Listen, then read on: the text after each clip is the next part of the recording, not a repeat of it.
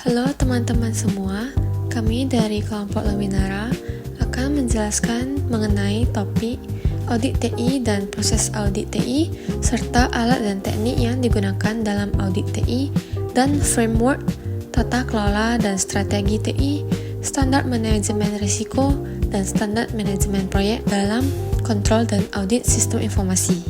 Audit TI atau audit teknologi informasi adalah proses pemeriksaan dan evaluasi secara independen terhadap sistem teknologi informasi yang digunakan dalam suatu organisasi. Audit ini dilakukan untuk menilai apakah sistem tersebut sudah berjalan dengan baik, aman, dan sesuai dengan tujuan organisasi. Audit TI tidak hanya melihat perangkat keras atau perangkat lunak, tetapi juga mencakup bagaimana data diproses, disimpan, dan digunakan dalam kegiatan operasional.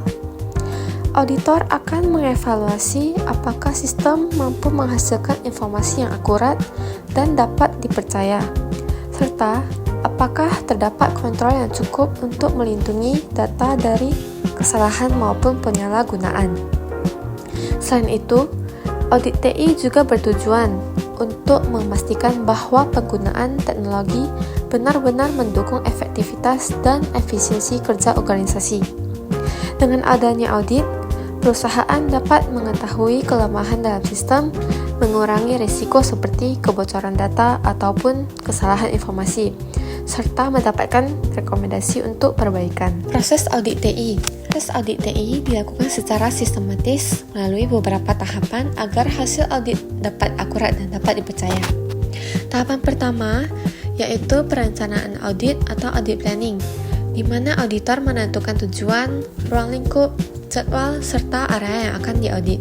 Pada tahap ini biasanya juga dilakukan risk assessment, yaitu mengidentifikasi dan menilai risiko untuk menentukan prioritas audit.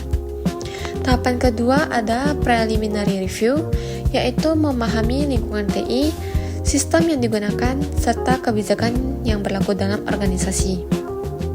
Auditor mengumpulkan informasi awal melalui dokumen, wawancara, dan observasi.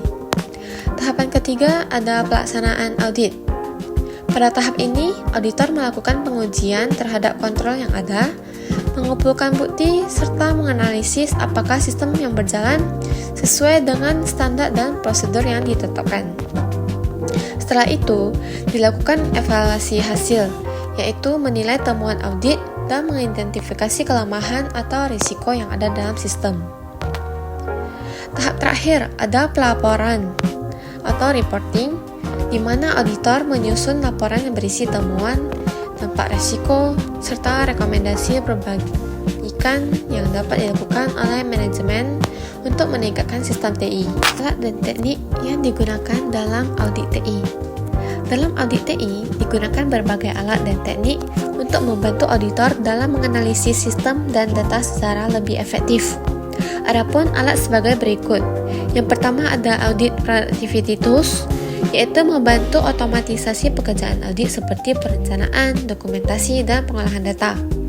Yang kedua ada computer assisted audit teknik, yang digunakan untuk analisis data, pengujian kontrol, dan sampling secara komputerisasi.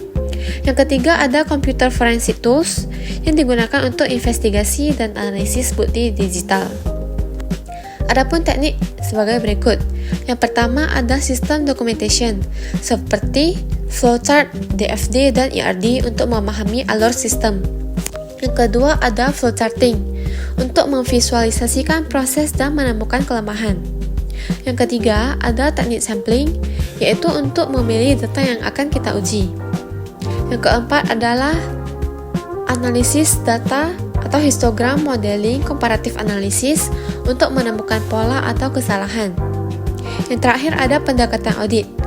Pendekatan audit ada dua, yaitu around the computer, to focus input dan output. Yang kedua ada through the computer, yaitu menguji langsung proses dalam sistem. Framework tata kelola dan strategi TI. Framework tata kelola dan strategi TI adalah pedoman atau acuan yang digunakan organisasi untuk mengelola dan mengarahkan penggunaan teknologi informasi agar selaras dengan tujuan bisnis. Framework ini membantu organisasi dalam menyusun strategi TI jangka panjang, sekaligus memastikan bahwa pengelolaan TI dilakukan secara terstruktur, terkontrol, dan memberikan nilai bagi organisasi. Dengan adanya framework, perusahaan dapat lebih mudah merencanakan, mengimplementasikan, serta mengevaluasi kinerja TI. Salah satu framework yang umum digunakan adalah COVID 2019. Framework ini digunakan untuk mengelola dan mengawasi TI secara menyeluruh, mulai dari tahap perencanaan, implementasi, hingga monitoring dan evaluasi. COVID memiliki fokus utama pada penciptaan nilai dari penggunaan TI, pengelolaan dan pengurangan risiko TI, optimalisasi penggunaan sumber daya TI. Dengan menggunakan framework ini, organisasi dapat meningkatkan transparansi, akuntabilitas, serta kualitas layanan TI, sehingga strategi TI dapat berjalan dengan lebih efektif dan mendukung tujuan bisnis. Standar manajemen risiko. Standar manajemen risiko adalah pedoman yang digunakan organisasi untuk mengidentifikasi, menganalisis, dan mengelola berbagai risiko yang dapat menghambat pencapaian tujuan. Risiko ini bisa berasal dari faktor internal, seperti kesalahan sistem ataupun manusia, maupun faktor eksternal seperti serangan cyber dan perubahan lingkungan bisnis. Salah satu standar yang banyak digunakan adalah ISO 31000 yang memberikan kerangka kerja dalam pengelolaan risiko secara sistematis dan terintegrasi. Standar ini menekankan bahwa manajemen risiko harus menjadi bagian dari seluruh aktivitas organisasi, bukan hanya tanggung jawab satu bagian saja. Proses dalam standar ini meliputi identifikasi risiko, analisis kemungkinan dan dampak, evaluasi tingkat risiko, penanganan atau mitigasi risiko, monitoring secara berkelanjutan.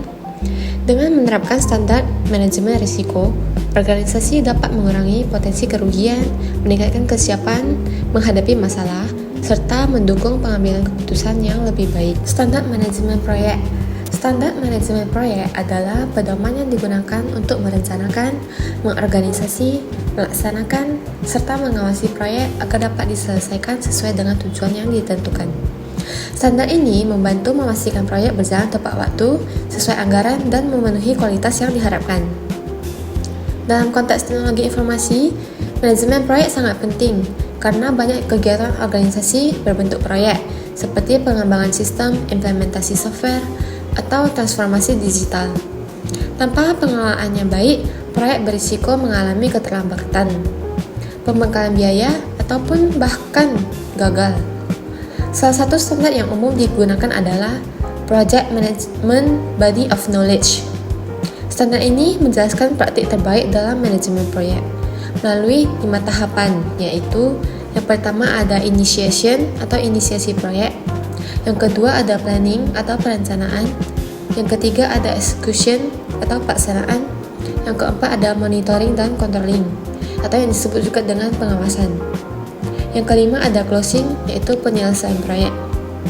Jadi selain itu, project management body of knowledge juga mencakup berbagai aspek penting seperti manajemen, biaya, waktu, kualitas, risiko, komunikasi, dan sumber daya.